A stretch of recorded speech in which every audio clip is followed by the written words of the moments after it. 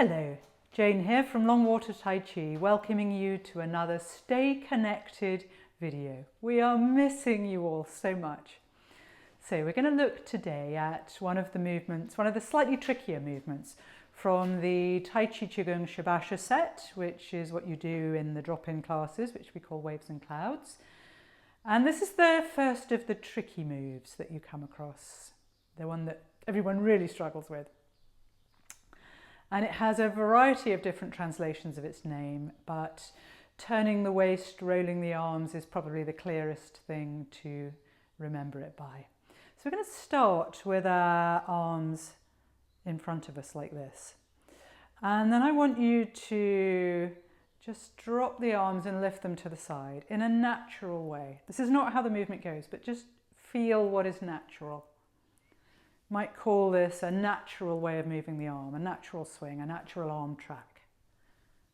So notice that I am not doing that or that, which is what we see a lot of in class with this movement. So a natural arm movement. Now, notice I'm going to keep my knees pointing forwards, but I'm going to turn my hips and my waist, and I'm going to do the same thing. On the other side, knees face forward still. Turn the big muscles of the thighs so they rotate in the direction you're going. Let the hips turn by doing that, and then turn the waist a little, and again you've got this kind of natural arm track movement. Again, notice I'm not doing front crawl like this, which is what quite a lot of people do. So it should feel comfortable and easy, just like this, just like if you had a skipping rope. It's that kind of distance of move out with the arm. The reason it looks as though I'm scooping from behind me, like this, which is really awkward, yeah, when you watch it from the front, is because when we're doing the movements, the hips and the waist are turning, as I just showed. So we can get a bit further with our apparent turn and look at the hand. It was now behind me. Well, I've got quite a big turn, but it doesn't need to be any further than this. So this is what the scooping arm is doing in combination with the hips and waist. It's just doing this natural scoop. I'm going to look at it because remember all these moves come from Tai Chi Chuan, which is a martial art. You would be doing a movement, you'd want to see what was approaching. This hand would be defending myself, for instance. So you're kind of looking to see what's going on. And then, oh, there's something in front of me that I want to push away. That's all that's happening in this move. Now the other side, going to do the same thing. Scoop, this natural swing, defend myself from something coming in maybe, and turning my hips to the front, I'm pushing forward. Just do one arm at a time. Oops, something coming from the side. Push forwards. In its traditional Tai Chi form, it would take a step back at the same time. So we've got the basic principle. It's simpler than you think it is. It's putting all together that can get a little bit confusing. So again, looking at this idea of swinging both arms up. See, I've got this symmetrical position. When I turn, still symmetrical. When I push forward, all I'm doing is pushing forward. Then I'm going to turn away. Got this symmetrical position. If I was to turn back to the front, see the symmetry? Fingers come towards the ear, towards the nose. Pushing forward. The other hand's doing its drop away. Both hands turn palm up simultaneously. Fingers come towards the ear, towards the nose. Push forwards, sitting the wrist of the hand coming forwards. Both hands turn up simultaneously. So what you want to do is practice the components as I've described them here. There's more subtleties we can put in later.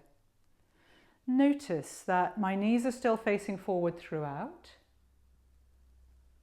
My hips and my waist are turning, but without the knees collapsing like this. We see a bit of that going on. The knees need to stay pointing forward. The arch between the thighs, watch that, doesn't change.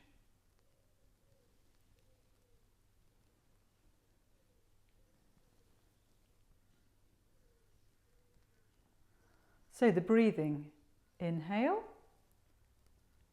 exhale as the hand comes forwards. Inhale, exhale. Inhale, exhale.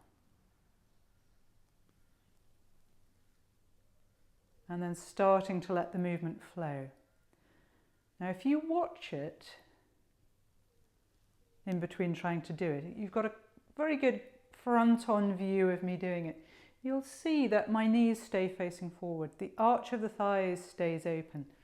My push coming forward is still coming directly towards camera. I'm turning away from it, as we looked at with the components. So we see quite a bit of this sort of thing happening in class. Hands going all over the place. The one coming forward comes forwards. For most of you, we do it in line with the floorboards in the room. The hand coming forwards comes straight forwards. It is still moving throughout. So again, another thing to watch. You'll notice as I'm doing the movement that at no point does the hand that's coming forward stop moving. And I'm just going to turn to the side so you can see the movement from the side. The hand coming forward, can you see it's still coming forwards, and now it's going to retreat. So as the hand is turning over, it's still extending a little. Again, one of the most common mistakes we see is that the hand stops at the front. You see how weird that looks? If I stop moving the hand forward and the other one's moving. You want to get that feeling of, it's a bit like a stretch in the morning. Both sides are equally doing something. It's not as though I go, oh, I've stretched that side, the other one's going to carry on. This movement has, I'll do it from the other side, a stretch, just like a morning stretch. The slightly tricky thing is that the scooping arm is going to be moving faster than the one coming forwards. So it takes a while to get a feel for that.